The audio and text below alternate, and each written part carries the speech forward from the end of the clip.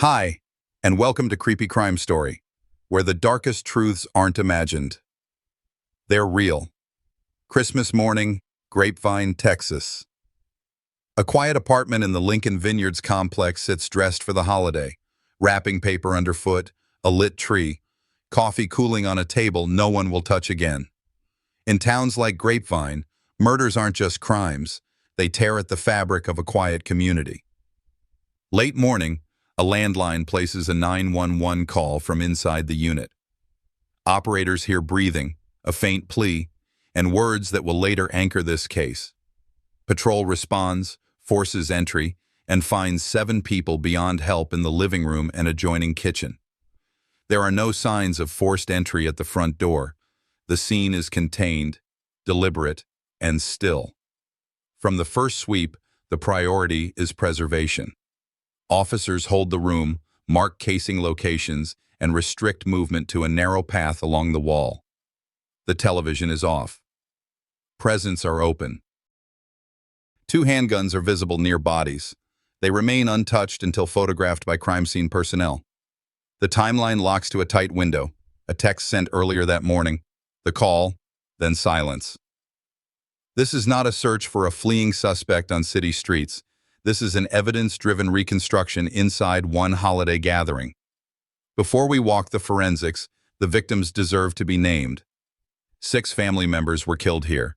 Fatime, Nazrin, Ramati, 55, Nona Yazdampana, 19, Ali Yazdampana, 14, Zohre Ramati, 58, Mohammed Hossein Zareh, 59, and Sahra Zareh, 22. They came together for Christmas. They did not leave. The medical examiner's office will later confirm 6 homicides and 1 suicide, but in this opening posture, investigators do what they always do: document, separate, and test every assumption against the room. The living area shows signs of a normal morning: open boxes, torn ribbon, a half-folded instruction sheet near a chair, no ransacked drawers, no shattered locks. That matters. In domestic events, proximity is evidence. Who's invited explains who's inside. The first statements from responders reflect that logic. One scene, one cluster of victims, patterns that suggest multiple shots fired in close quarters. The job now is to determine order of fire, round count, muzzle distance, and firing positions relative to furniture and doorways. The data align too cleanly. Sometimes that was the problem. You'll notice what we are not doing. We are not guessing. We are not assigning motives. We are not dramatizing voices or inventing what was said between relatives as gifts were opened. This series sticks to what can be supported in the record: the call timing, the room layout, the recovered weapons, the autopsy findings, digital traces, and warrant-backed statements from investigators. Think of this as a methodical walkthrough rather than spectacle. If you've ever wondered how real cases are built, step by step, test by test, this is how. As we proceed, we'll stay within confirmed bounds: a single apartment in Grapevine, 1 continuous event on December 25, 2011, 6 victims from the same extended family, and a final determination that closed the criminal process before any courtroom testimony. If you're watching and you live in a quiet town, consider this: most cases aren't solved by hunches. They're solved by small controls: the absence of pry marks, the location of casings, the angle of a round-through drywall, the last text before the room went quiet. What detail in this room tells you the most about what happened, and why? The scene is sealed. The next step is identity, not as a formality, but as the anchor for everything that follows. In Texas, confirmations run through the medical examiner with law enforcement support. Temporary identifiers from wallets or school IDs are logged but not treated as final. Officials move to fingerprints first, dental when necessary, and DNA only if earlier methods can't close the loop. Personal effects are photographed in place, bagged, and assigned property numbers. Phones, tablets, and keys are inventoried under a single chain of custody documents so nothing drifts. Names become evidence once they're attached to fingerprints and clocks. Notifications are conducted in tight coordination with next of kin and consular requirements when families have international ties. That process is exacting and slow by design. It prevents the kind of rumor that confuses cases and harms survivors. Only after confirmations does the public learn what investigators already know. 6 family members died here on December 25, 2011, inside a single Grapevine apartment. The order of those names will matter later when trajectories and medical findings are layered in, but it begins simply. Each person is identified, each relationship is verified, and each location in the room is fixed on a diagram so later analysis has a stable map. Grapevine is not a city familiar with frequent homicide. Before this event, the last recorded homicide was more than a year earlier. Holidays bring visitors, parades, and predictable patrol patterns. They do not typically bring mass casualty work into a single living room. That contrast shapes how responders document the apartment. Officers are careful not to frame this as a home invasion because nothing at the door or windows suggests forced entry. They also do not speculate about motive in the first 24 hours. The priority is clarity: who was present, how they were related, and what the room can tell without any narrative attached to it. Victimology is more than a list. It is a control set. A mother in her mid-50s, 2 children, one a teenager, one a young adult, a sister in her late 50s, her husband, and their adult daughter. The ages and relationships are compatible with a holiday gathering, not a random assembly. That matters when investigators test scenarios. It reduces the universe of explanations and focuses the question on the dynamics inside a family event. It also guides where to search for corroborating records: school schedules, workplace holiday time, church or community plans, and travel confirmations that explain why all 6 were present that morning. Digital devices are secured early because they hold timelines that don't fade. Timestamps on outgoing and incoming messages, missed calls, and calendar entries create a perimeter around the event. Without reading content into existence, the presence of active phones and recent message traffic establishes that several victims were using their devices shortly before the room went silent. That gives investigators confidence in the late morning window and sets up the next step in a later chapter: extracting message content and correlating it with the time of gunfire. For now, it is enough to know that the devices were there, active, and logged into evidence properly. The medical examiner's triage begins as soon as the apartment is cleared. Pronouncements are documented, approximate time of death windows are noted, and distinguishing features, tattoos, scars, prior dental work, are cross-referenced against records provided by family and healthcare providers. Lividity and rigor stages are recorded with photographs and timestamps to preserve a baseline for later review. Clothing is described precisely. Jewelry and personal items are collected under property tags.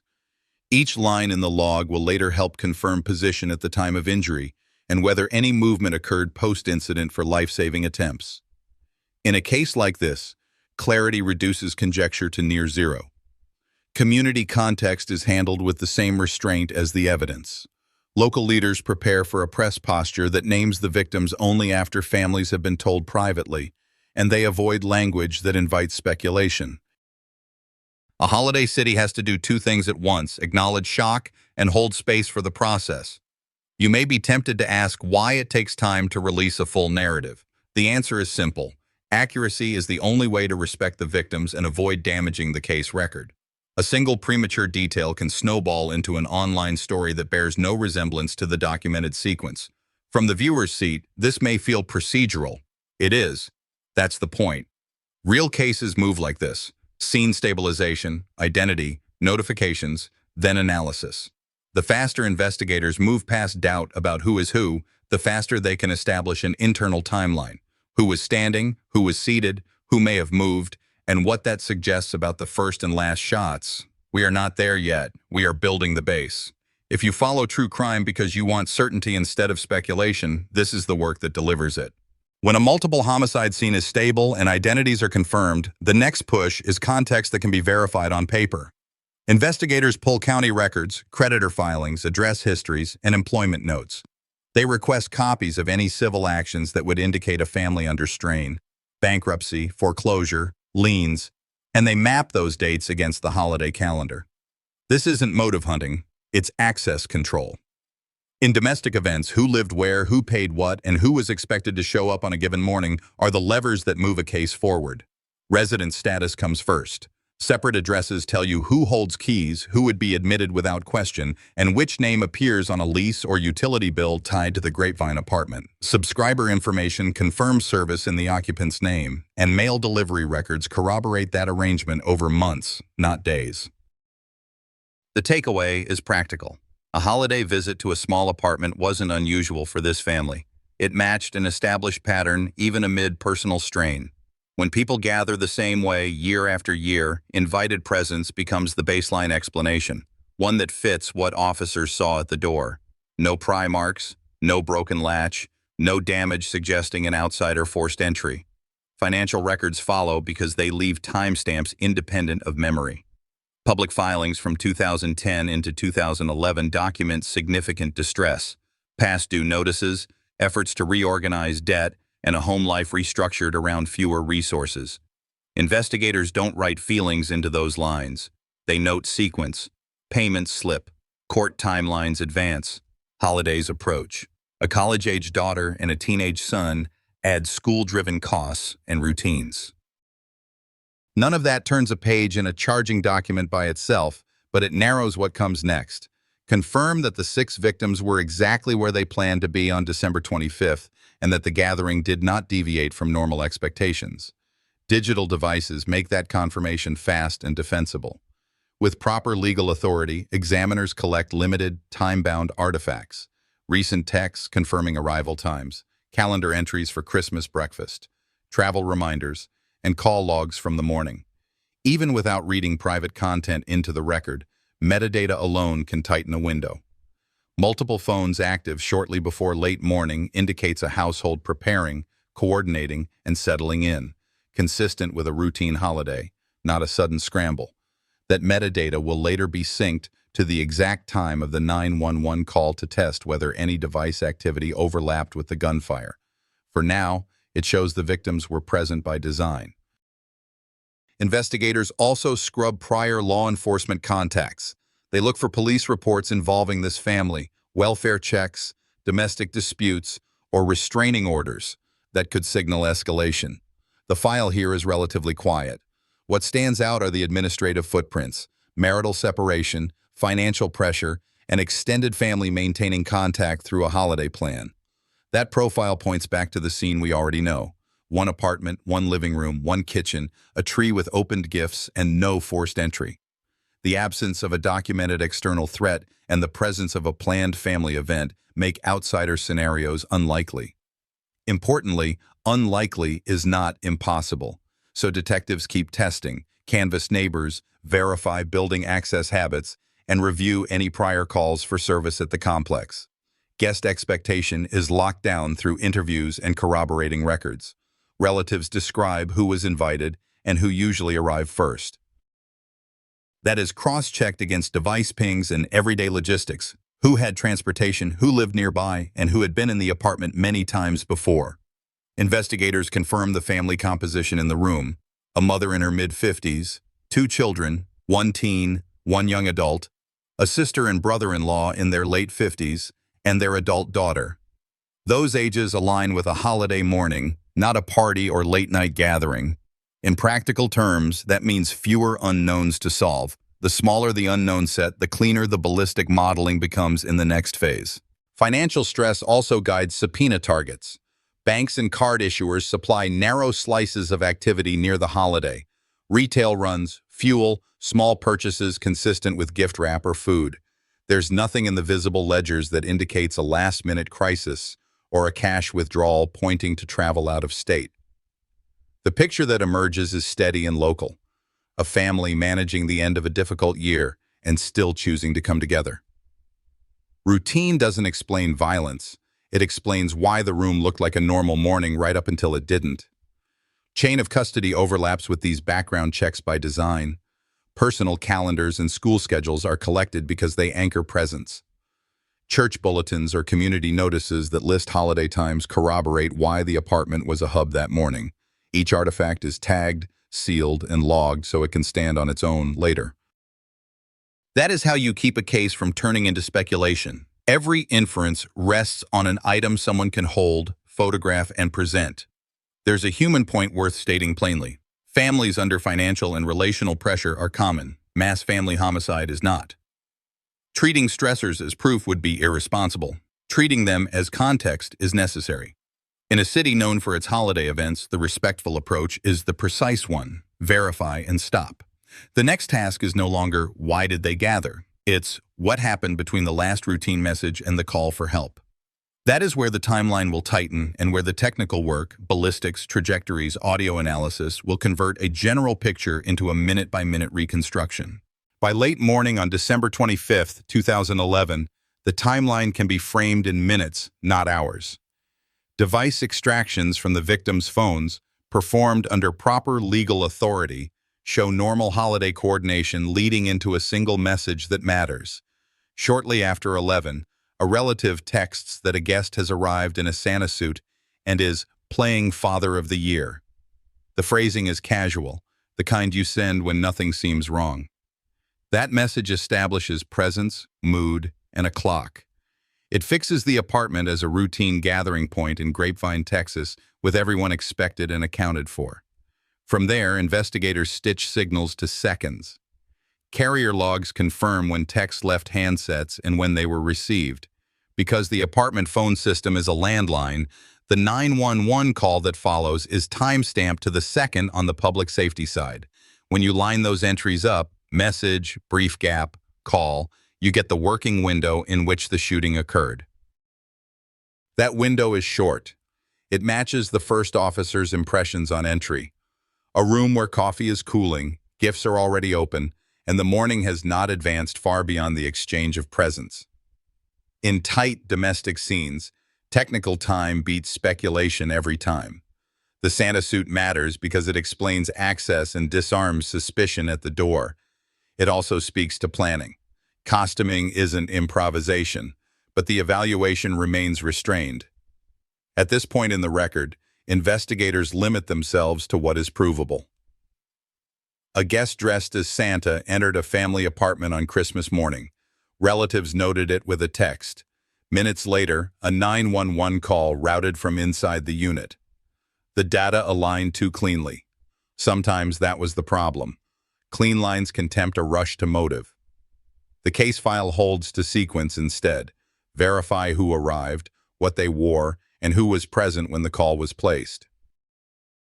With identities confirmed through the medical examiner, the next procedural step is public identification of all the deceased, including the person determined to be the shooter. Authorities release the name after notifications and internal checks are complete. Azizola Aziz, also known as Bob, Yazdampana, 56, found dead inside the apartment among his family members.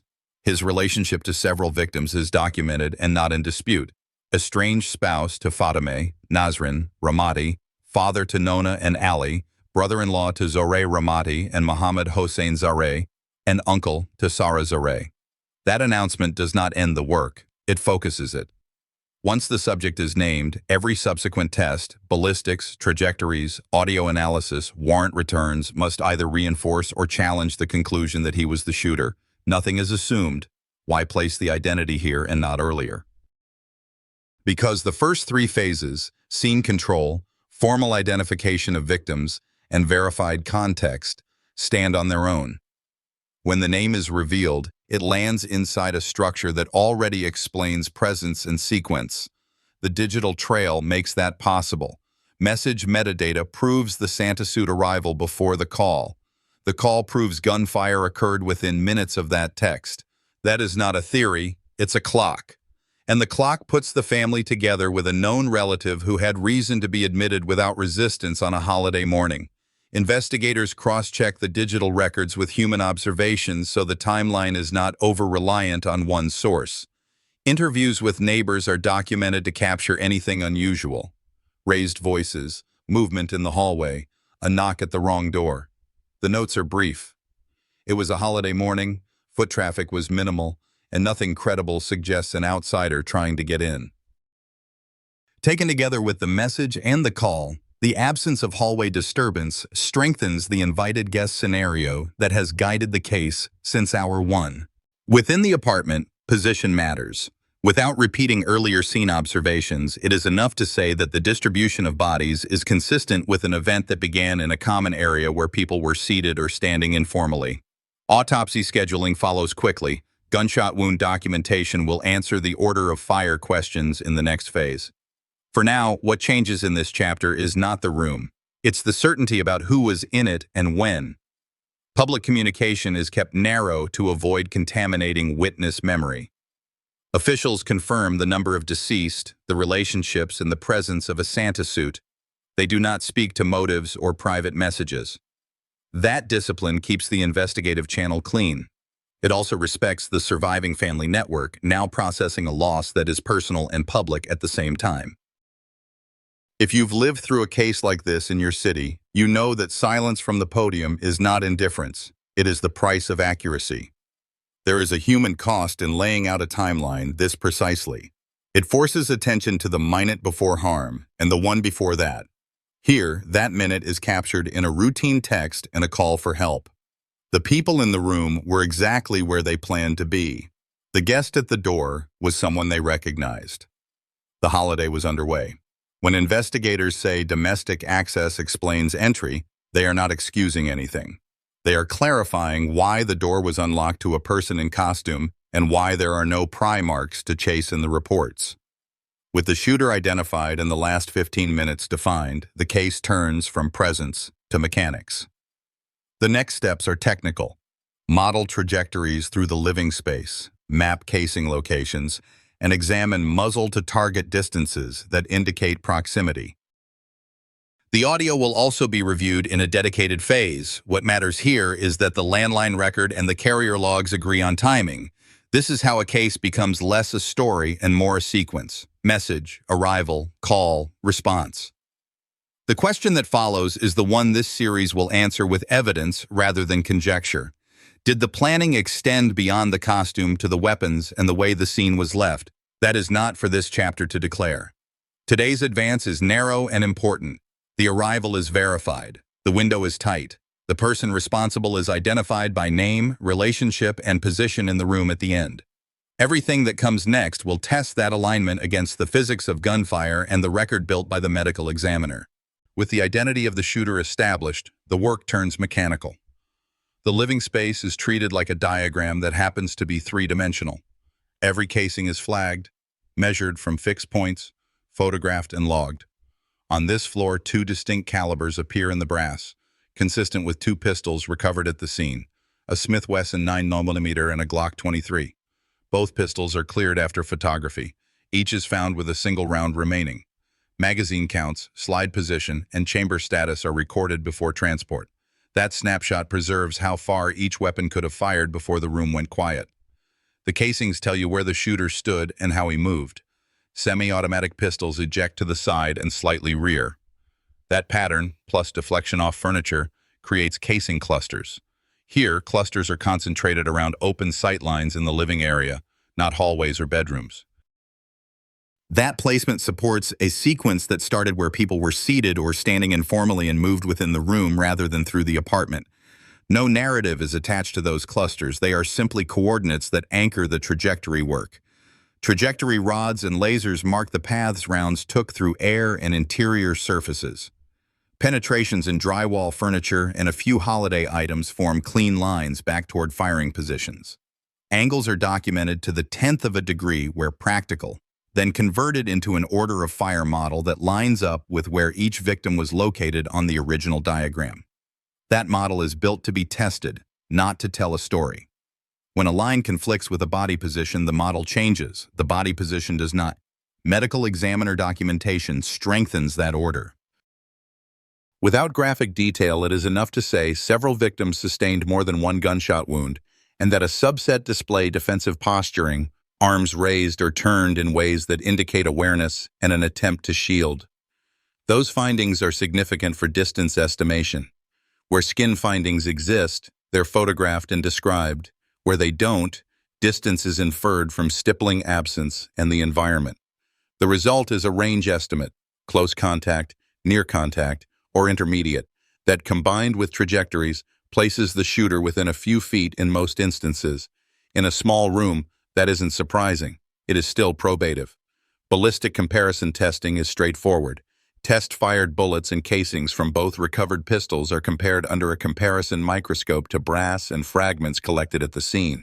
Marks on the casings, firing pin impressions, breech face marks, extractor and ejector signatures match the two weapons. That finding eliminates the possibility of a third, unidentified gun in the room. It also allows examiners to attribute casings to a specific pistol and refine the movement map further. Which shots likely came from the Smith-Wesson, which from the Glock 23, and from what positions relative to furniture and the victims. Gunshot residue, GSR sampling is performed according to protocol. Swabs from the shooter's hands and control surfaces near the firing positions are taken quickly to avoid contamination. In a domestic multi-victim scene, GSR can transfer broadly, so it's used narrowly to corroborate proximity, not to draw conclusions about who held which object. Here, GSR supports close-range firing within the living area and aligns with the weapon placements documented by the first crime scene team. It is not used to argue motive. It's used to keep the physics honest. The room offers timing clues as well. The number of fired rounds compared to the one round remaining detail on each pistol suggests both were actively used and not emptied. That matters for sequence because it increases the likelihood the shooter alternated or transitioned between the two, rather than exhausting one magazine and then the other. The casing distribution supports a single shooter moving within a confined footprint, not multiple shooters carving separate lanes. Nothing in this layout points to a crossfire or to shots originating outside the living space. Audio analysis is held for the next step, but even without waveforms, the order emerging here is consistent. The first shots originate in the common area. The pattern remains inside that space. There is no ballistic evidence of a chase through rooms or a prolonged exchange. The case remains a short, concentrated event bracketed by a family text and a landline call. The data align too cleanly. Sometimes that was the problem. It's noted, then tested against the instruments. So far, the instruments agree. There is a human dimension to reporting this without embellishment. Precision reduces rumor. For surviving relatives and a community that values clear answers, the most respectful act is accuracy. The ballistic map is not a story, it is a set of measurements that can be checked by any qualified examiner. In towns like this, murders aren't just crimes, they disrupt an entire pattern of ordinary life. Getting the pattern right is part of repair. The landline call is more than a soundbite, it's an evidentiary object. Dispatch pulls the master audio from the public safety answering point, exports a lossless copy, fingerprints it with a cryptographic hash, and seals the original. Automatic number/location identification confirms the apartment's listed line in Grapevine, Texas. Computer-aided dispatch logs show the inbound time to the second. With the ballistic map already set and the text timeline defined, this file becomes the bridge between the room and the clock. Audio work starts with preservation, not enhancement. Analysts document sampling rate, bit depth, and channel configuration. They then create a working copy for processing so the master remains untouched. Noise profiles are built from lead-in and tail sections of the recording. Broadband hiss is reduced, hum is filtered, and dynamic range is leveled to surface low-amplitude speech. Nothing is added to the record. The goal is audibility without artifact. What emerges is consistent with early briefings, a faint plea in the background and a short, breathy statement captured on the open line. The words are clear enough to transcribe and have been reported publicly. Timing inside the file is measured against the dispatch clock and the responding officer's arrival entries. That alignment matters. It places the statement inside the same narrow window already established by carrier message logs in the scene response. The audio is not a theory. It is a synchronized timestamp attached to a sentence. Investigators then answer a simpler question. Who could have made the call? The apartment line dialed out. The call did not route from a cell phone in the parking lot or from an adjacent unit. Patrol found 7 deceased inside the living space. No one else was present or fled. The subject identified earlier, Azizola Aziz Bob Yazdanpana, 56, was among the dead, positioned in a way consistent with a self-inflicted gunshot at the end of the sequence. The only reasonable placement for the caller, given the totality of evidence, is inside the same room as the victims during the event. To avoid overreach, the team does not claim voice biometrics. They do not compare speech to prior recordings. The conclusion does not depend on a match. It depends on provenance and timing. The line that dialed, the address that auto-populated, the second-by-second clock, and the physical reality inside the apartment close the loop. The statement on the tape and the shooter determination point to the same person by process of elimination, not assumption. Chain of custody is documented through the last step. The enhanced working file, the unprocessed master, and the transcribed time marks are logged under the same evidence number as the call detail records. That record is built to withstand scrutiny. What filters were applied, why those settings were selected, and how the time marks were derived. When the case is reviewed as a whole, this sequence holds: a text noting a Santa suit arrival, minutes later a 911 call from the apartment landline with an incriminating statement, and then entry by officers who find the shooter among 6 murdered family members. There is a reason to be this exact. Precision honors the victims and protects the truth from rumor. In a crime that shattered a holiday morning, the cleanest line is the one you can reproduce. Number, address, second, sentence. Planning leaves receipts, and this case is no exception. After the audio and ballistics are locked, detectives pivot to paper and digital trails that speak to intent. Search warrants to banks and major retailers return a short list of seasonal purchases and firearm-related transactions consistent with someone preparing for a specific day. The Santa suit noted by relatives isn't a rumor. It's corroborated by witness statements and a documented possession. The choice of Christmas morning wasn't incidental. It guaranteed access to a small, predictable gathering where a guest in costume wouldn't raise alarms at the door. Weapon history is addressed in the same restrained way. Investigators assemble serial numbers from the 2 pistols recovered in the living space, a Smith & Wesson 9mm and a Glock 23, and run them through state and federal files. Ownership and prior service records are verified. Ammunition brand and lot numbers from spent casings and unfired rounds at the scene are recorded, so any relevant purchases can be matched to transactions in the weeks leading into December 25, 2011. None of this speculates about motive. It proves that the shooter arrived with the means and the opportunity already in place. Staging indicators are where the file becomes explicit. According to warrant returns and crime scene documentation, 1 pistol was placed on or near a victim's body in a position inconsistent with the ballistic map. The angle of fire and the casing field already exclude that person as a shooter. The placement reads as an attempt to confuse first impressions, an impression the evidence does not support. The rest of the room shows no ransack, no overturned storage, no signs of an intruder writing a narrative. What you see instead is a short, concentrated sequence in a common area and a controlled end. Digital artifacts reinforce pre-event coordination without dramatizing content. Message logs confirm that the family had a plan for the morning and that a guest in a Santa suit was observed just before the 911 call. There are no credible indications of an unknown party converging on the apartment. The sequence, arrival, message, call, response, tracks with the simple idea that familiarity opened the door and that preparation determined the outcome within minutes. Investigators also test for red herrings that sometimes accompany staged scenes.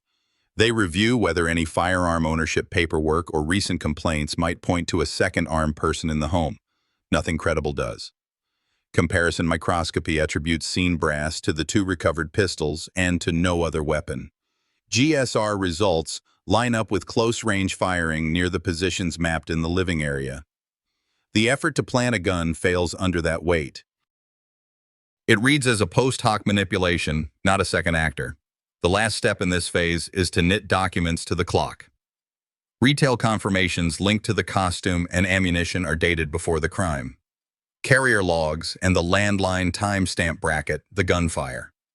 By the time officers cross the threshold, the plan has already run. In a case that shattered a family and a community on a day meant for routine, the narrowest, most respectful approach is to report what the record shows: arrival by someone known, weapons brought to the scene, and a staged detail that does not survive forensic testing. The medical examiner confirmed that all 6 victims, Fateme Rahmati, Nona Yazdanpana, Ali Yazdanpana, Zohre Rahmati, Mohammed Hossein Zare, and Sahra Zare, died from gunshot wounds inside the Grapevine apartment on December 25, 2011. Ballistics matched the two handguns found near the bodies. No evidence pointed to a second shooter. The shooter, Aziz Yazdanpana, 56, died from a self-inflicted gunshot. The 911 call placed from the apartment, the Santa costume, and the weapons tied directly to him. Financial struggles, a broken marriage, and family conflict provided context, but not justification. Police concluded it was 6 homicides followed by suicide.